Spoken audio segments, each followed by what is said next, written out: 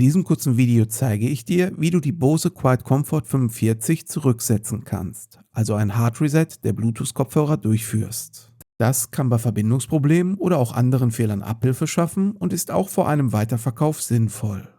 Zwar bietet Bose auf seiner Webseite eine Anleitung zum Wiederherstellen der werkseitigen Einstellung an, jedoch nur in Textform, was leicht zu Missverständnissen führen kann. Um die Bose QC45 auf Werkseinstellungen zurückzusetzen, müssen sie eingeschaltet sein. Außerdem sollte der Akku nicht so weit entladen sein, dass bereits die Status-LED rot leuchtet, sondern weiß. Ich schiebe den Einschalter ganz nach rechts zum Bluetooth-Symbol und halte ihn dort in Position. Gleichzeitig drücke ich die Aktionstaste an der linken Ohrmuschel. Die LED fängt sofort an, schnell weiß zu blinken.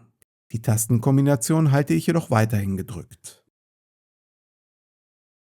Nach etwa 30 Sekunden signalisiert die Status-LED mit zwei kurzen orangefarbenen Blinkimpulsen, dass der Bose Quiet Comfort 45 Factory Reset abgeschlossen ist und ich loslassen kann.